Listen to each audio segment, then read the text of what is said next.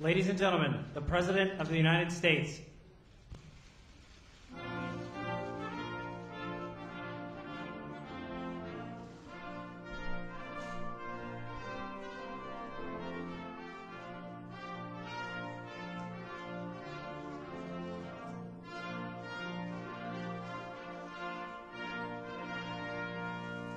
Thank you. Good afternoon.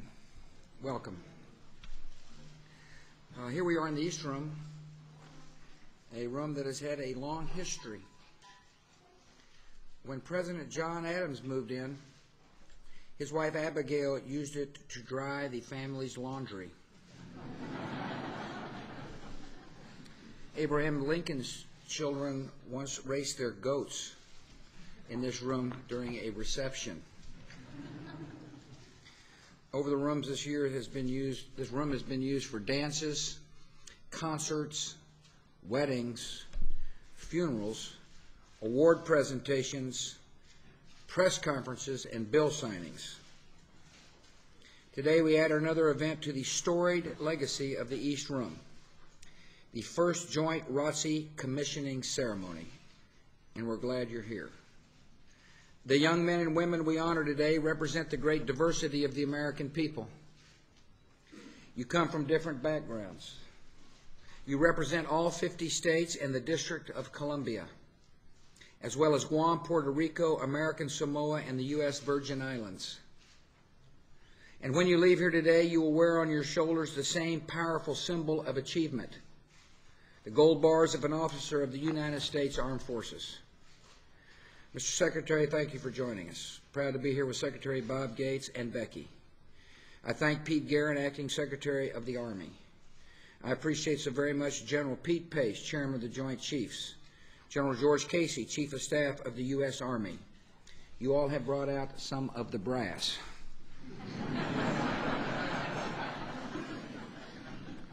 I appreciate Senator Ben Nelson, United States Senator, for taking his time out to be here today. Senator, it means a lot that you're here.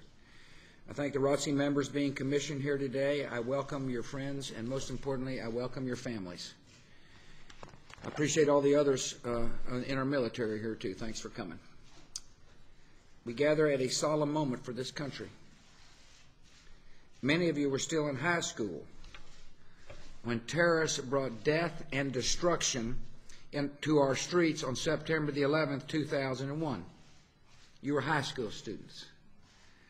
And yet some of you understood that the cause of freedom would soon depend on your generation's willingness to step forward to defend it.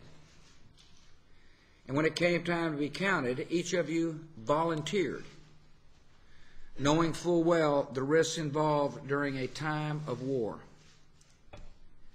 As your Commander-in-Chief, I salute your decision to serve.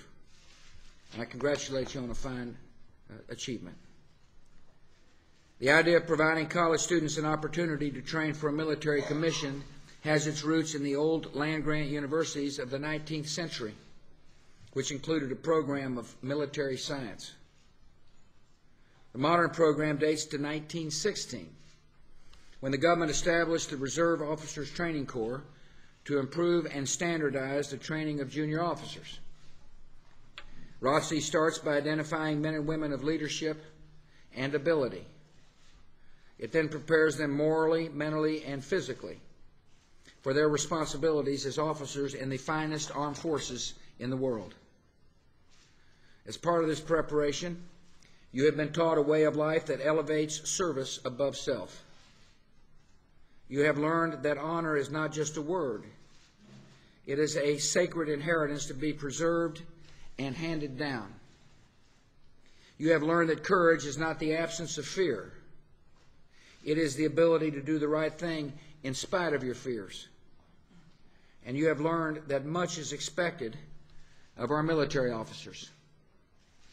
For most of you, ROTC scholarship helped pay for your college education. The American people provide these funds willingly. And in return, they ask one thing.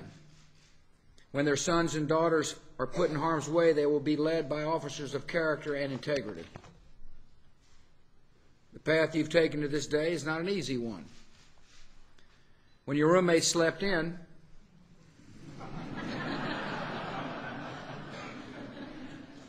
You got up at dawn for a 3-mile run. While others spread out on the grass on a sunny day, you marched in formation. And when your friends called in the night and headed out to the town, you stayed back to shine your shoes and iron your uniform in preparation for the next day's inspection. All of you have made many sacrifices to receive your commission. Yet some of you have had to endure even greater hardships because your universities do not allow ROTC on campus. For those of you in this position, this can require long commutes several times a week to another campus that does offer ROTC.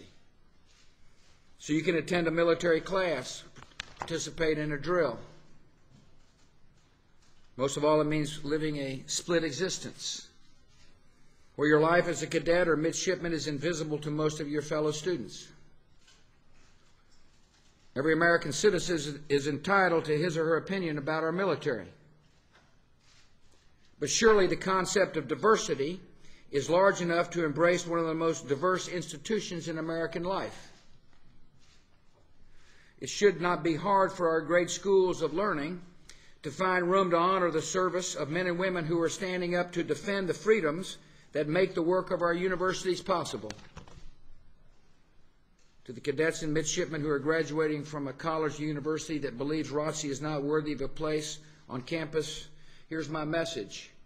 Your university may not honor your military service, but the United States of America does.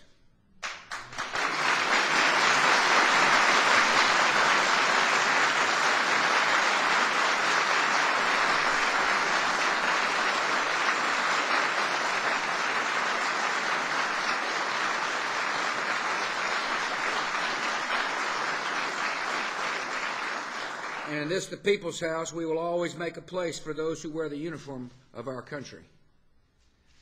In a few minutes, you will raise your right hands and swear an oath to defend our Constitution from all enemies, foreign and domestic, knowing that these enemies are real.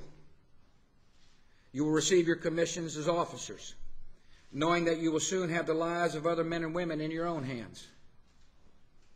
You will leave this room with heads held high, knowing that you take your place in one of the greatest forces of freedom in the history of mankind. So I ask you today, bring honor to the uniform. Set high standards for yourself. Do not ask of those under your command anything that you would not ask of yourselves. If you do all these things, your career will take care of itself.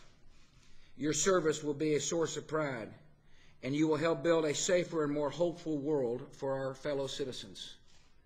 So congratulations to our new lieutenants and ensigns, and may Almighty God keep you close as you keep the American people safe. And now I ask the Secretary of Defense to administer the oath.